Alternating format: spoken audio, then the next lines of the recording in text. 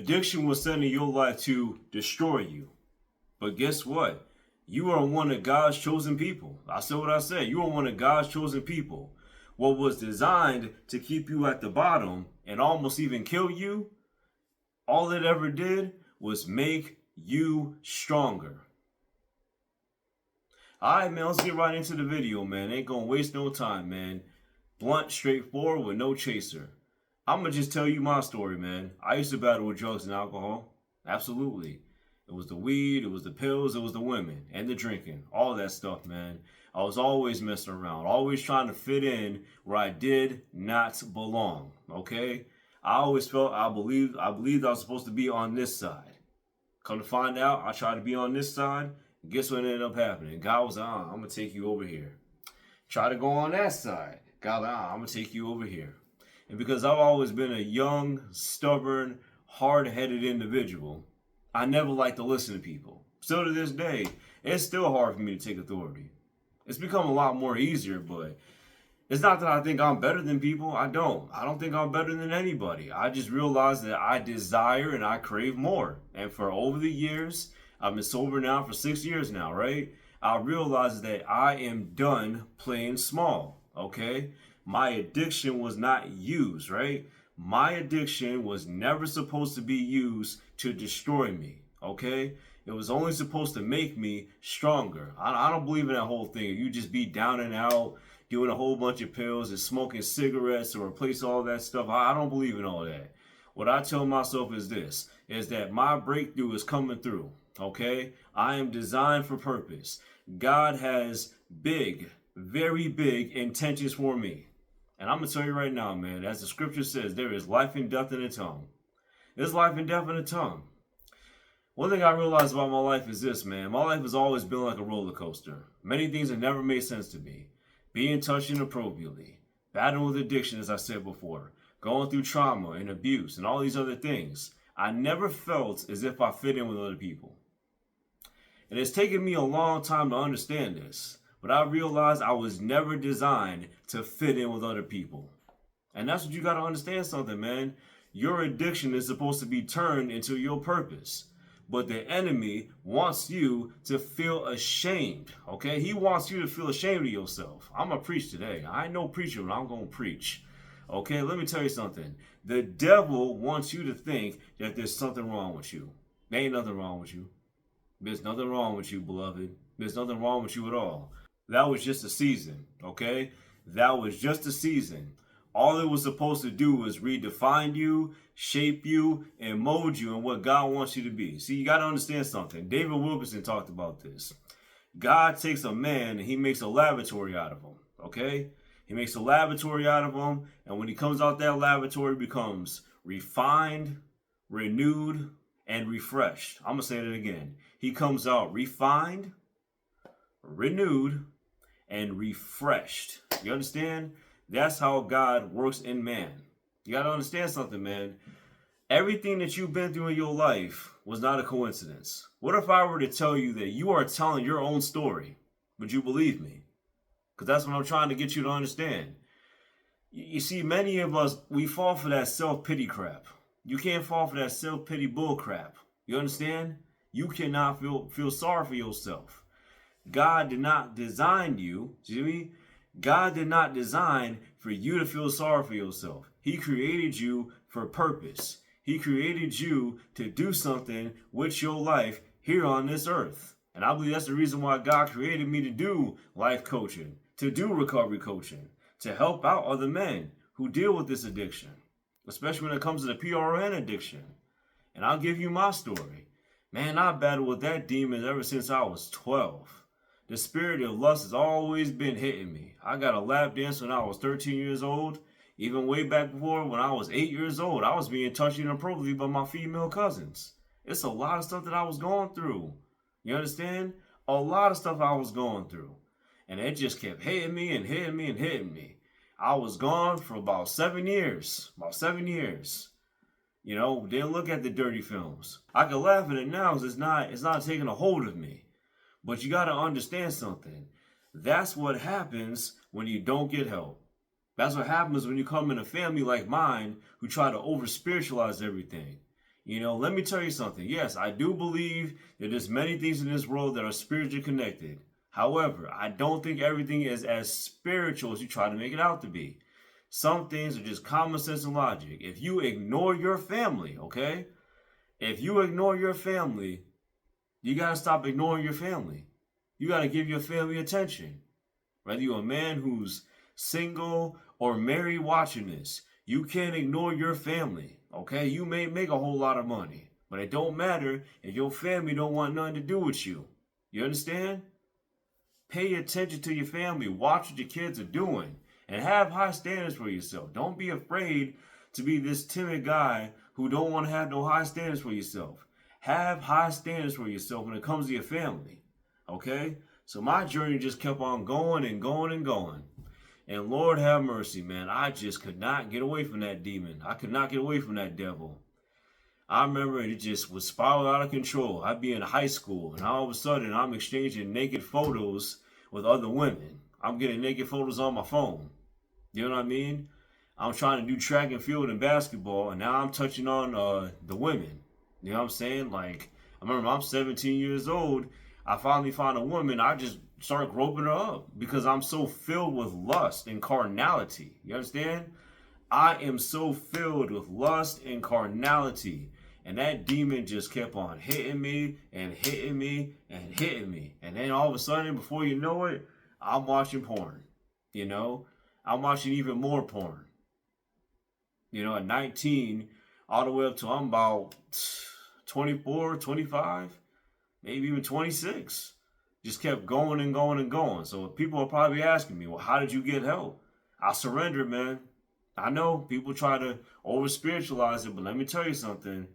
It was a lot more easier to give up the drinking. It's a lot more easier to give up the weed. But that lust had a hold on me, man. It had a hold on me. Now, I've been free for about 3-4 years now. It's been a minute. What I'm trying to say is this. I had to create systems, okay? When I go to the gym today as a 31-year-old man, I go, I work out, I go home. I'll say hello to a couple people. That's about it. I'll say hello to the lady at the front desk. That's about it. Well, that's what I had to do. I had to start removing TV, films, music for a season. You understand me? I had to just get rid of it. And it was hard, man. It was uncomfortable. Very uncomfortable. Very, very, very uncomfortable. Like the cold sweats, feeling moody, agitated, want to punch people in the throat because I was withdrawing. And it's a lot. And society don't really teach you nothing. So I got this book, right? Got this book called Vital Force by E.P. Miller. And I got other books around here too. Because like I said, you got to understand something about the school system. The school system is never going to sit down here and just be like, hey, you shouldn't be watching dirty films. Hey, you should never masturbate. Hey, you shouldn't be having casual sex. What they do, they throw condoms at you. They throw birth control at you. They never sit down here and have a conversation with you. And let's just keep it a bean. The men in your church, I'm going to go there. The men in your church, the men in your school, the men in your small group, your pastor struggle on PRN or some kind of adultery or some kind of lust. Well, because you got to understand something. This boys will be boys like culture has plagued us.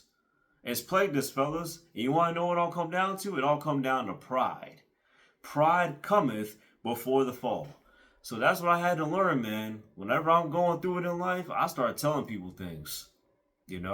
I just start telling people things. Now, not everything in my life is exactly what I need to be, but I'm blessed to have a business.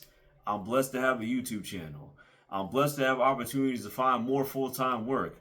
I'm blessed to have a financial advisor that can help me get out of debt. You understand me? Because that's the thing about it. When you're following Christ, you have to understand you are in the world, but you are not of it. You understand? You are in the world, but you're not of the world. And that's the mistake that so many of us as men we be making. We be trying to be of the world. So we try to mimic the culture. We try to mimic the hip hop, the rap, the R&B. We try to mimic the clothing, the films, the TV shows. We be cussing with everybody. We be smoking with everybody, drinking with everybody, doing drugs with everybody. You understand? No, that's not Christian. That's not the faith. I don't care what these Christians say. I'm telling you the truth. I'm not being judgmental or stuck up or self-righteous. What you got to understand when it comes to PRN or any addiction that you're going through, if you want to walk in your purpose, leave that stuff behind. Leave it behind, man. It's going to be rough. But guess what? That's what being a man is about. Being a man is about embracing discomfort. You understand? You may not be exactly where you need to be, but I promise you, if you keep on going, I promise you, if you keep on going, you're going to see something happen. I promise you that. Like I said, I started choosing your freedom back in 2022. I'm sorry, I'm not the best with dates. I'm really not. I'm not the best with dates. I don't remember a lot of dates like that. It's just, I don't know why I can't remember dates. I'm just not the best at it.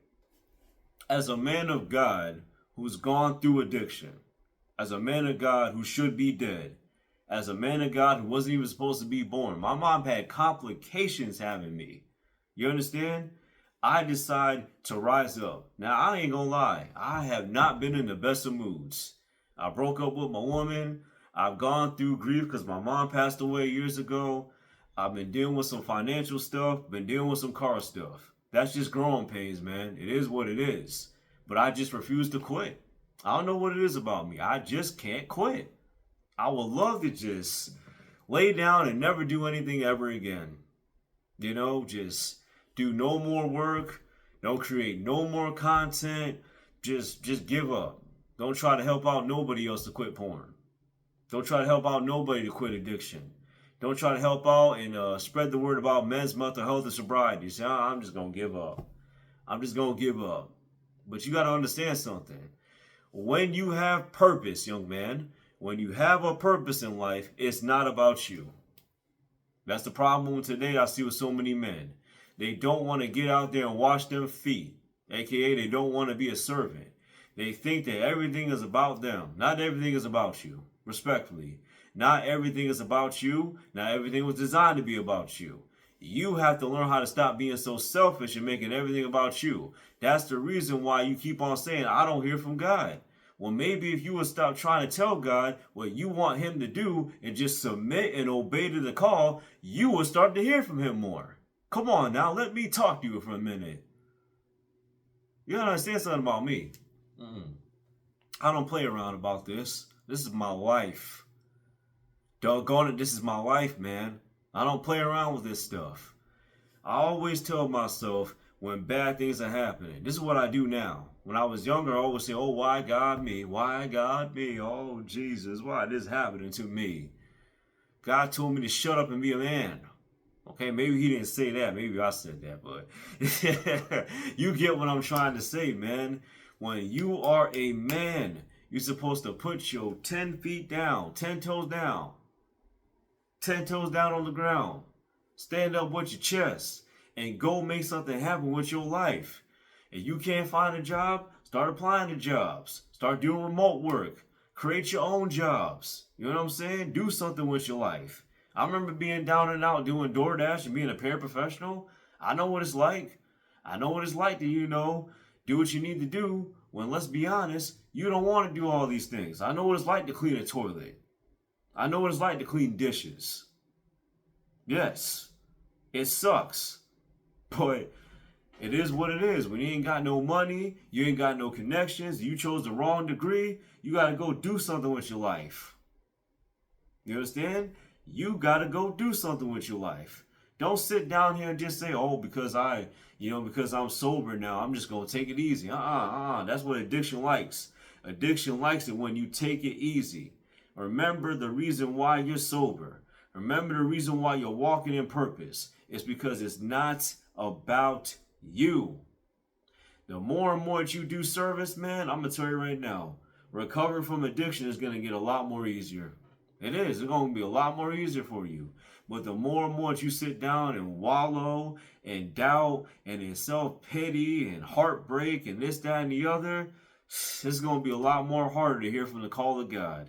See, I don't ask God, why God me no more. I ask God, God, what are you teaching me? What are you teaching me in this season? What are you teaching me? Are you teaching me to be patient? Are you teaching me to stay still? Are you teaching me to just control that inner chatter in my head and want to call somebody a stupid idiot? What are you teaching me here? Are you teaching me all the above? Okay? That is the goal of it all. You have to go make something happen with your life. Don't nobody owe you nothing. Just remember that. Nobody owes you anything. You owe you something. Get out there, go make it happen, and continue to pursue your purpose. And if you don't know your purpose, go talk to God. Go talk to God because He's going to help you out. I promise you. The more and more you talk to God, the more and more you console in God, the better off your life is going to be. So that's all I got for tonight, man. Take care. God bless. And as always, man, peace with two fingers.